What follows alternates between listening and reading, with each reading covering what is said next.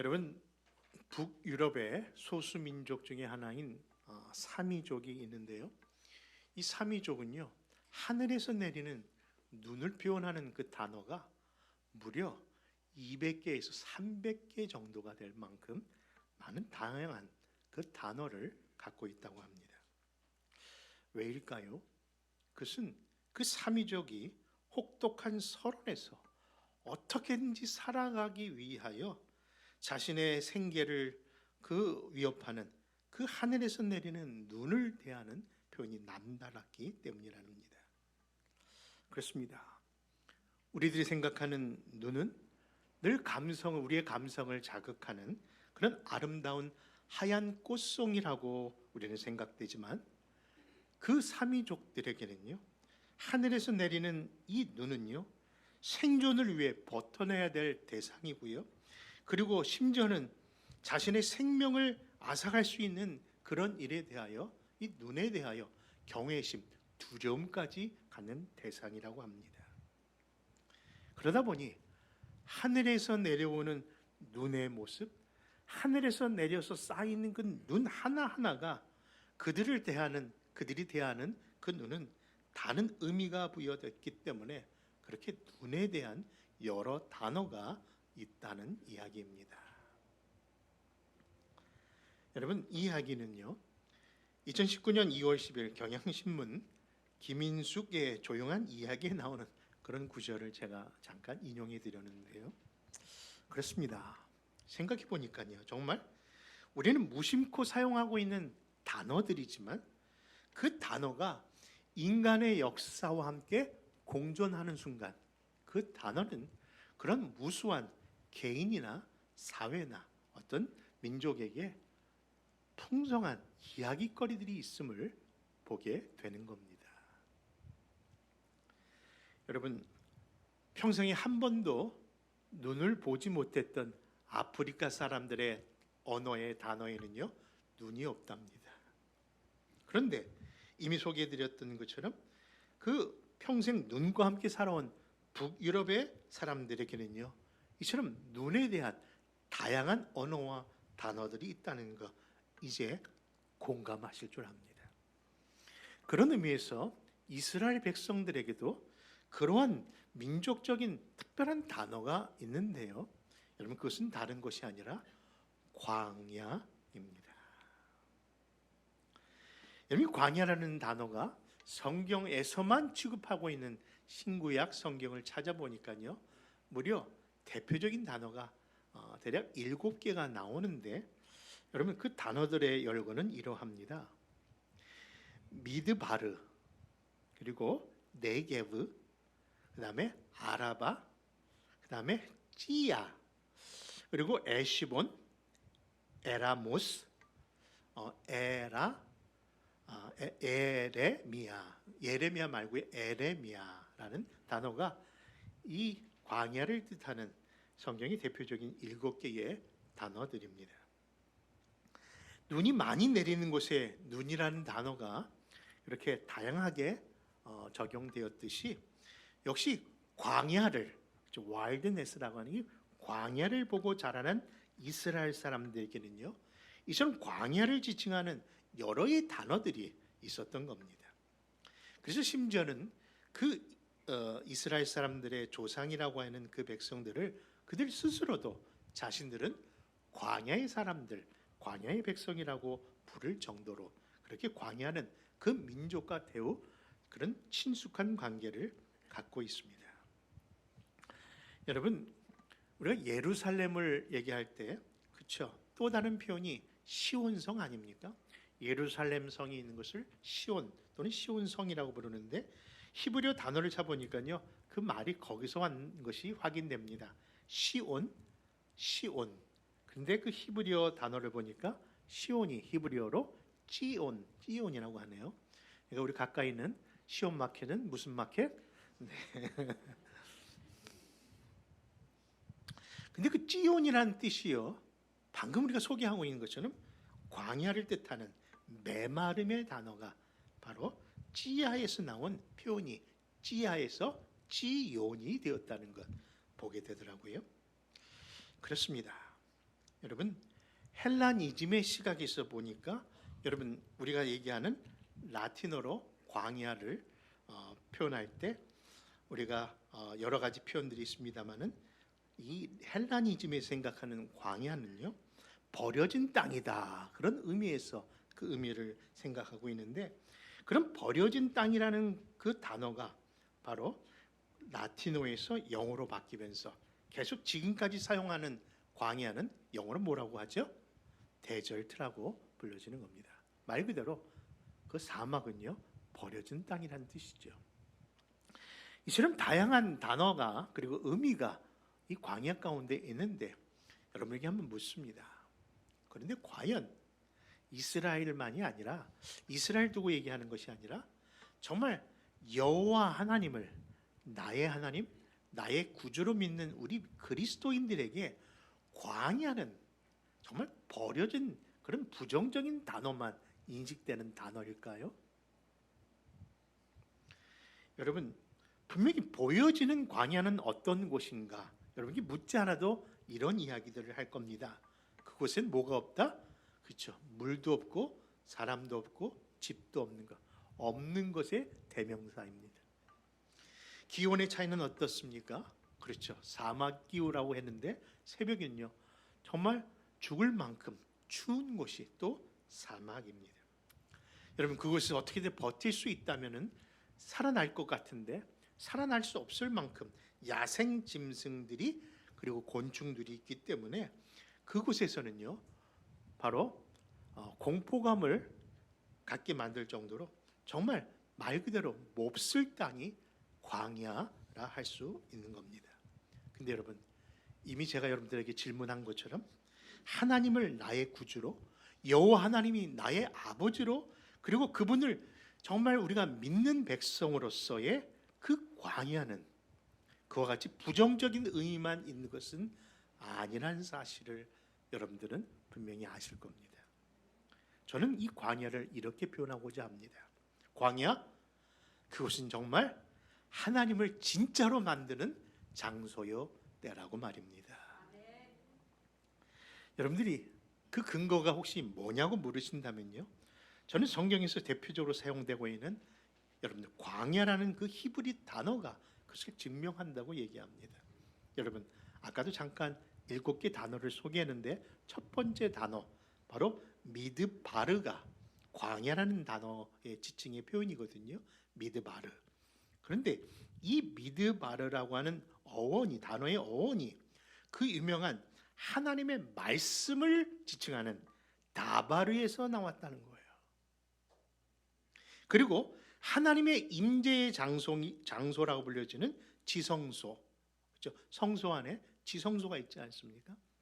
근데 그 지성소를 뜻하는 단어도 드비르라고 하는데 그 단어 역시 같은 어원이라고 하는 겁니다. 그런 의미에서 광야는 분명 불신자들에게는 부정적인 요소만 생각되지만 우리 그리스도인들에게는요 이처럼 하나님의 말씀을 듣는 것 그리고 하나님의 임재가 경험되는 곳이기에 여러분 그 미드바르는 분명 축복의 장소, 축복의 순간이라고 저는 믿는데 여러분도 믿으신다면 나같이 아멘. 감사합니다. 여러분 근데 우리가 오늘 특별한 의미가 있는 것은요 요즘 우리가 읽고 있고 어제 새벽부터 우리 교회에서도 다시 본문으로 삼고 있는 그런 성경 한 내용이 하나 있는데 민수기를 시작하면서 더 큰 의미가 있음을 보게 되었답니다.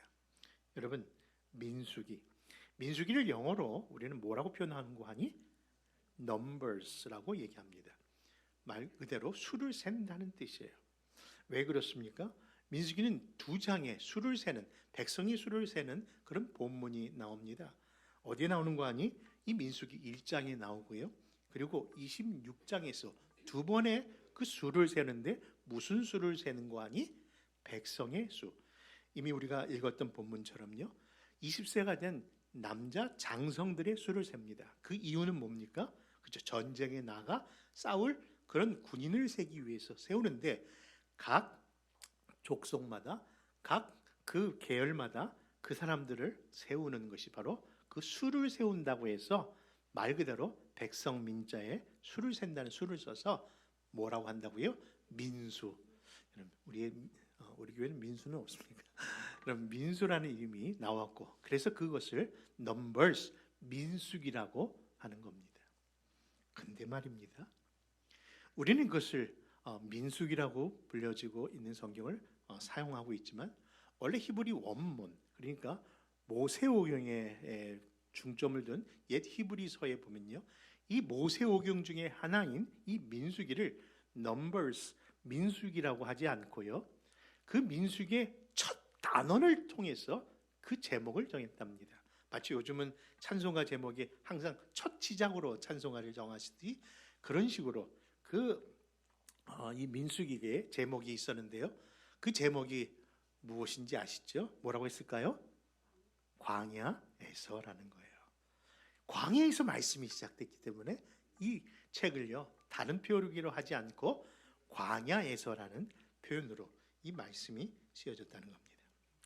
그런 의미에서 분명히 이 민수기는 오늘도 어디로 가야 할지, 그리고 어떻게 살아야 할지, 정말 이정표가 없는 광야와 같은 힘든 삶을 살고 있는 우리 현대인들에게도요, 분명한 최고의 안내서가 될 줄 믿는 겁니다.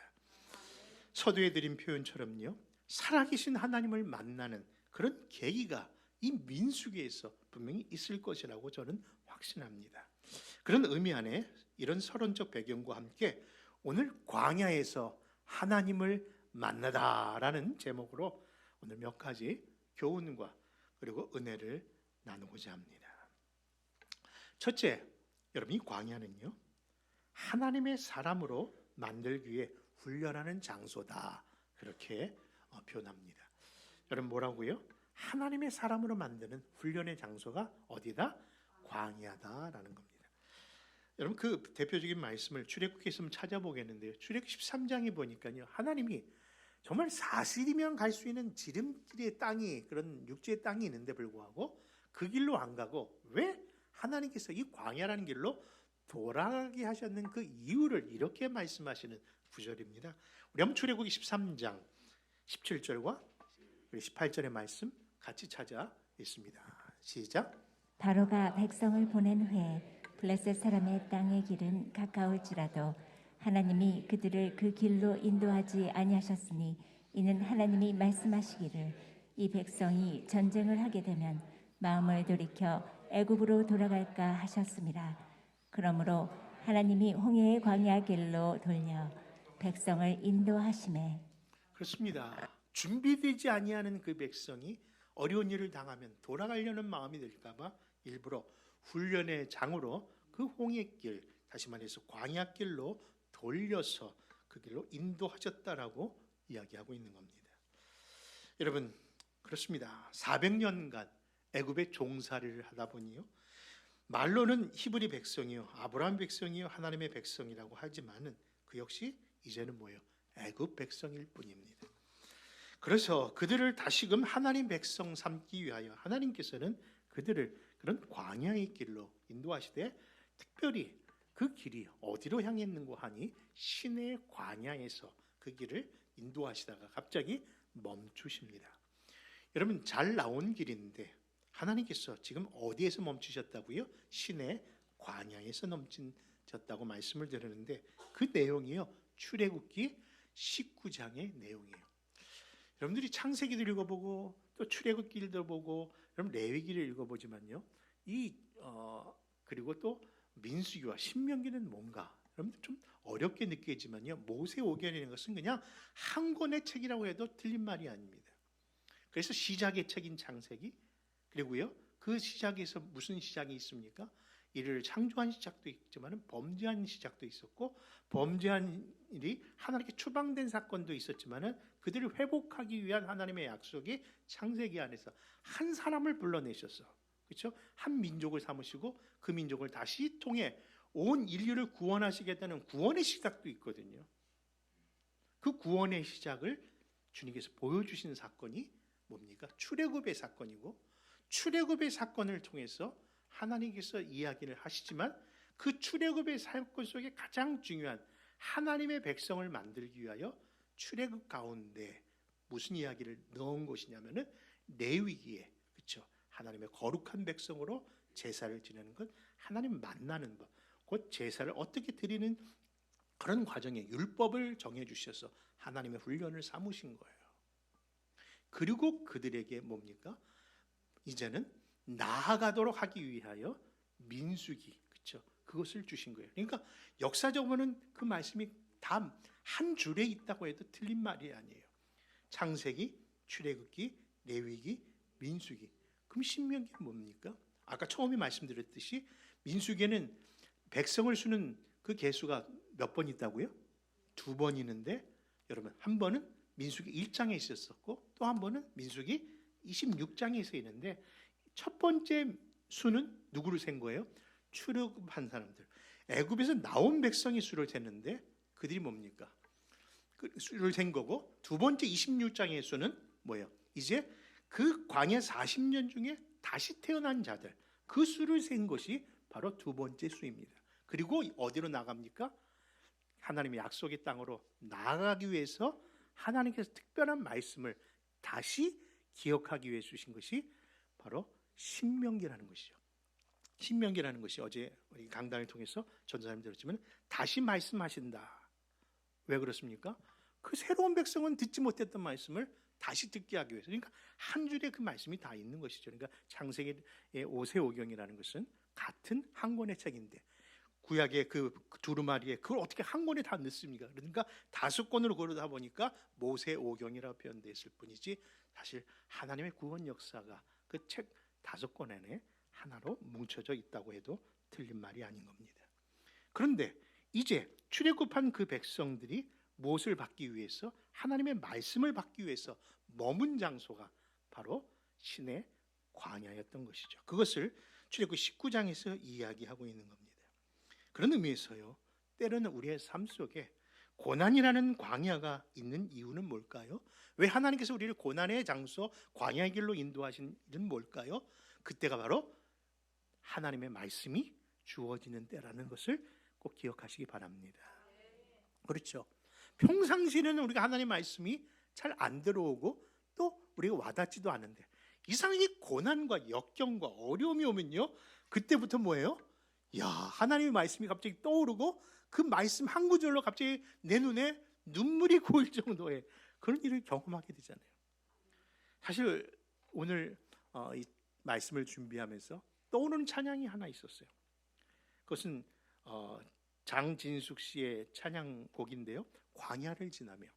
그 찬양은 이렇습니다. 왜 나를 깊은 어둠 속에 홀로 두시는지, 어두운 밤은 왜 그리 길었는지, 나를 고독하게, 왜 나를 낮아지게, 세상 어디에도 기댈 곳이 없게 하셨는지. 여러분, 우리 일상에 일어나는 이 모든 일이 생각해 보니까 광야에 누가 서 있다? 내가 서 있네.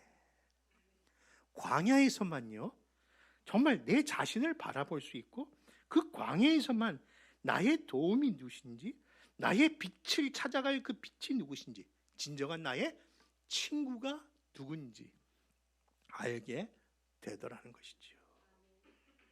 그런 의미에서의 분명히 광야는요, 누구를 알게 하신다고요? 주님을 알도록 하나님의 말씀이 떨어지는 때인 줄 믿습니다. 그래서 시편 기자는요, 특별히 시편 119편 71편에 보니까 그 고난의 광야를 이렇게 간증합니다. 같이 한번 읽겠습니다. 시작. 고난 당한 것이 나에게 유익이라. 이로 말미암아 내가 주의 율례들을 배우게 되었나이다. 그러므로 사랑하는 성도 여러분, 광야, 힘들고 어려운 순간이지만 이 순간이 바로 하나님이 나를 하나님의 사람으로 만들기 위한 고난의 시간이지만, 분명히 이것은 훈련의 장소, 훈련의 때로 삼으시기를 바랍니다. 두 번째는요, 이 광야, 우리 하나님이 우리와 함께 하신다는 그런 장소인 줄 또한 믿으십시오. 오늘 본문 민수기 1장 1절과 2절의 말씀 한번 같이 읽어볼까요? 민수기 1장 1절과 2절입니다. 시작. 이스라엘 자손이 애굽 땅에서 나온 후 둘째 해 둘째 달 첫째 달에 여호와께서 시내 광야 회막에서 모세에게 말씀하여 이르시되 너희는 이스라엘 자손의 모든 회 중 각 남자의 수를 그들의 종족과 조상의 가문에 따라 그 명수대로 계수할지니.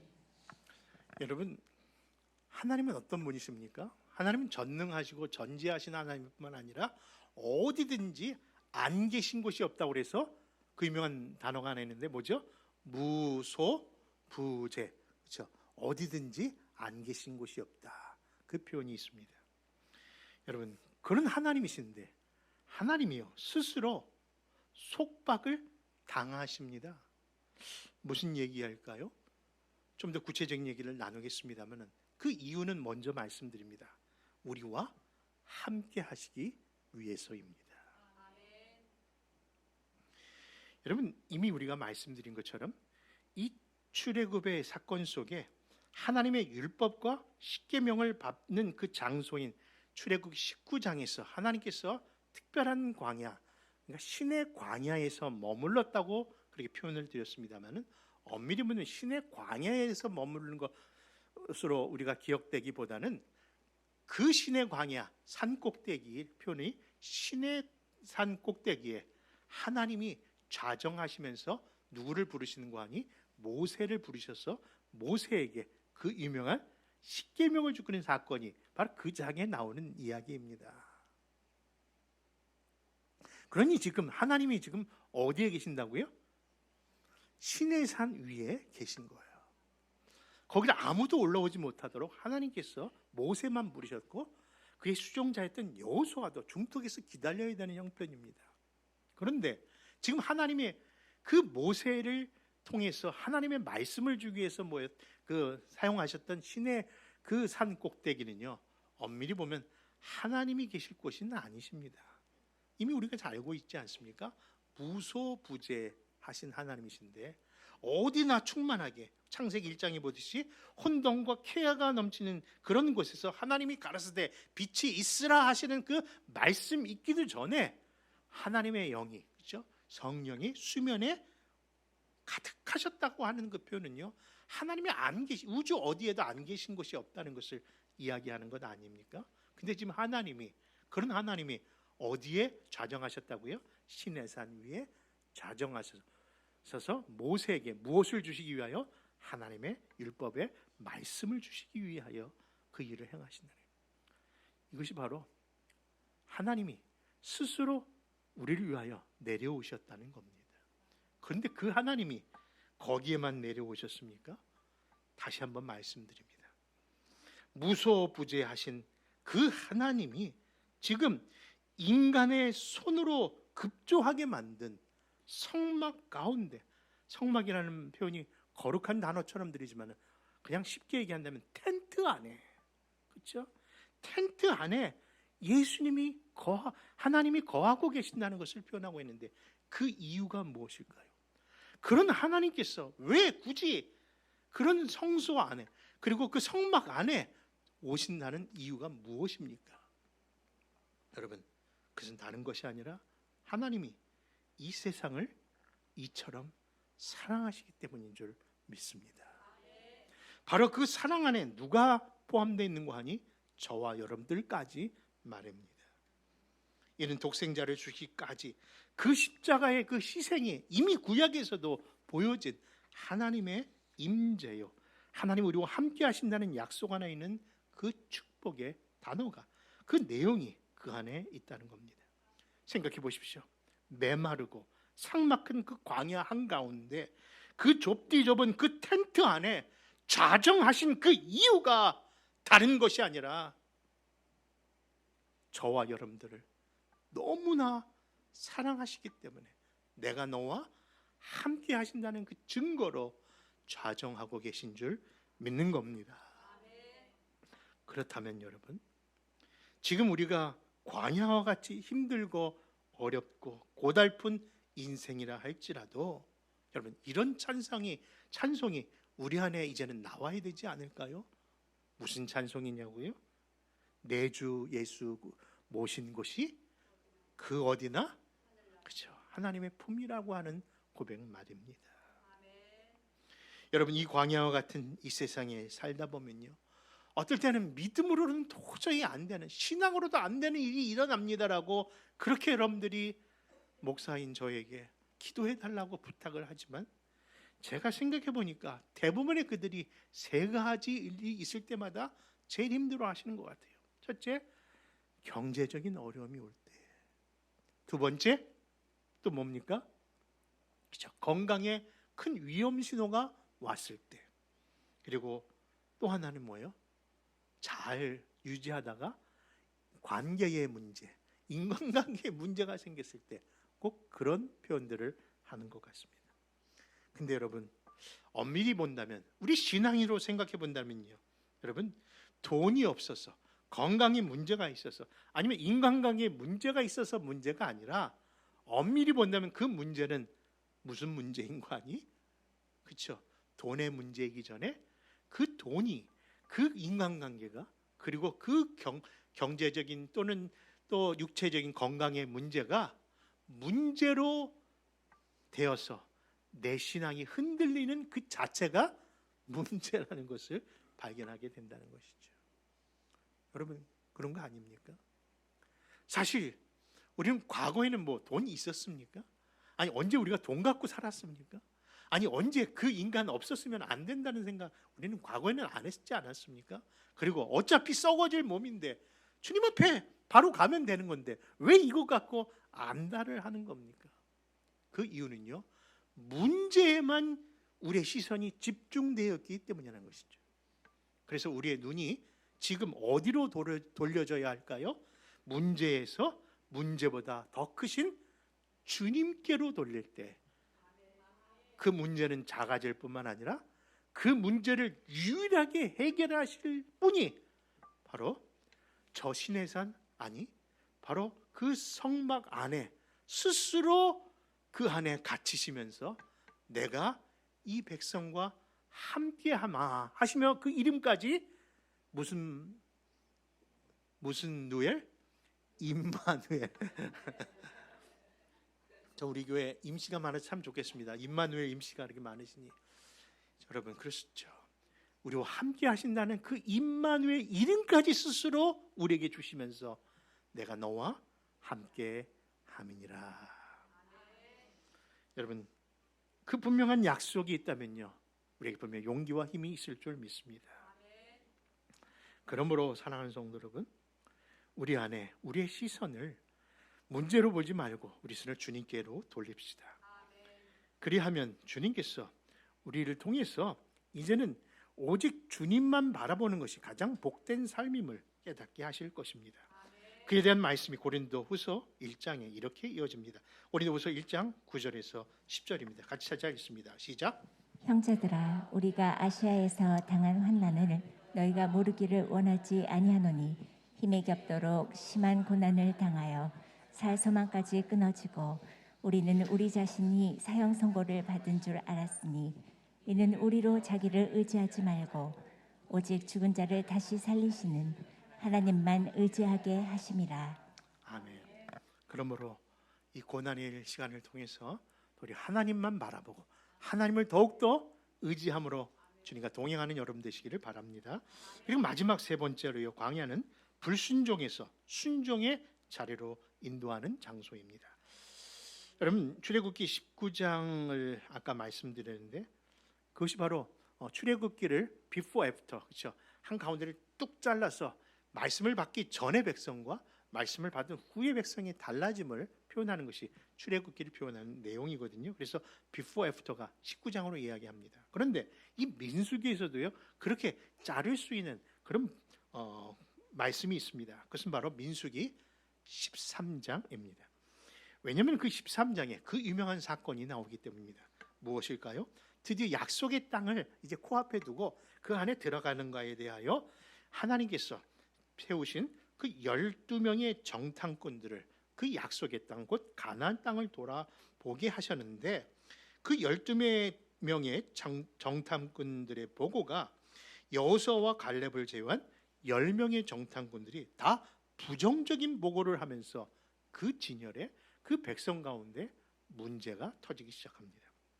여러분, 아마 그런 통곡의 소리는요 애굽에서도 있지 않았는데 그 이야기를 보고 부정적인 보고를 들었던 수많은 백성들이요 대성통곡을 하면서 왜 우리가 굳이 여기까지 나와서 이런 일을 당하고 이렇게 죽게 되었냐고 하면서 모세와 하나님을 원망하기 시작합니다.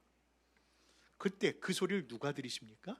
하나님이 들으시고, 하나님이 그 부정적인 보고를 하고 있는 10명의 보고에 반응하는 그 백성들, 그러니까 그 광야에 있던 그 백성들이 사실이면은 갈 수 있는 그 길을 뭡니까? 40년의 방황으로 이끈 이유가 되었다라고 얘기합니다. 바로 정탐꾼들의 40일 동안의 그 기간을 1년씩 쳐서 40년의 방황을 그들에게 허락하신 거죠. 그런 의미에서 여러분, 우리 자신도 한번 돌아봐야 되는 것 아닐까 하는 겁니다. 생각해 보십시오. 분명히 우리는 출애굽한 백성입니다. 예수님을 믿고 하나님의 자녀로서 하나님 부름받은 종들입니다. 그럼에도 불구하고 하나님의 약속의 땅을 누리지 못하고 왜 이렇게 광야의 생활이 긴 것일까요? 아니, 남들은 이 땅에서 분명히 하나님의 나라를 누리고 산다고 하면서 기쁨으로 섬기고 있는데 왜 자꾸 나는 이 광야가 이렇게 힘들고 어려움으로 느껴질까요? 여러분, 분명히 성경은요 이 교회 생활을 광야의 생활이라고 표현하고 있습니다. 그러니까 이 땅에서의 교회는 분명히 누구나 거쳐가야 할 광야의 길입니다. 근데 어떤 사람이 이 광야의 길이 여러분 1년, 2년, 3년, 아니 지금 표현하고 있는 것처럼요 40년 동안 그 주위를 계속 쳇바퀴 돌듯이 돌고 있는 것은 아닌가 하는 질문인 겁니다. 근데 그 이유가 뭘까요? 바로 하나님이 기뻐하시는 일, 하나님이 바라시는 자리에 있지 아니하고 여전히 예수를 믿고 또 하나님을 믿는다고 하면서도 여전히 옛생활의 동경, 옛생활의 방황으로 인하여 그 광야의 생활이 계속 길어진 이유는 아닐까 하는 그런 말씀을 드리는 겁니다. 여러분, 이 광야에서 반드시 이제는 약속의 땅으로 나가셔야 합니다. 그러기 위해서는 무엇을 해야 될까요? 광야의 교훈을 반드시 받으셔야 돼요. 그 사실에 대해 고린도서 10장은 이렇게 우리에게 교훈하십니다. 같이 읽습니다. 시작. 그러나 그들의 다수를 하나님이 기뻐하지 아니하셨으므로 그들이 광야에서 멸망을 받았느니라. 이러한 일은 우리의 본보기가 되어 우리로 하여금 그들이 악을 즐겨한 것 같이 즐겨하는 자가 되지 않게 하려 함이니. 그렇습니다. 우리 인생이 겪게 되는 이 광야의 길에서 아무런 교훈을 얻지 못하고 있다면요 그 인생의 여정은요 한마디로 말해서 방황이고요 방탕일 뿐이에요. 어서 돌아오십시오. 어서 회복하셔야 합니다. 그러므로 사랑하는 성도 여러분, 서두에 드린 말씀처럼 광야는 나바르, 하나님의 말씀을 들을 수 있는 곳이기에 이 광야에서 주의 말씀 들으십시다. 이 광야는 드베르, 하나님을 만나는 지성소라고 했습니다. 그 광야에서 반드시 주님을 제대로 만나십시다. 그러면은 그 광야 너머에는 뭐가 있다고요? 약속의 땅이 분명히 있음을 믿고 이 여정, 이번 사순절 기간을 통해서 주님과 더 동행하시는 그런 복된 교회와 가정과 성도들 되시기를 주 예수의 이름으로 축원합니다.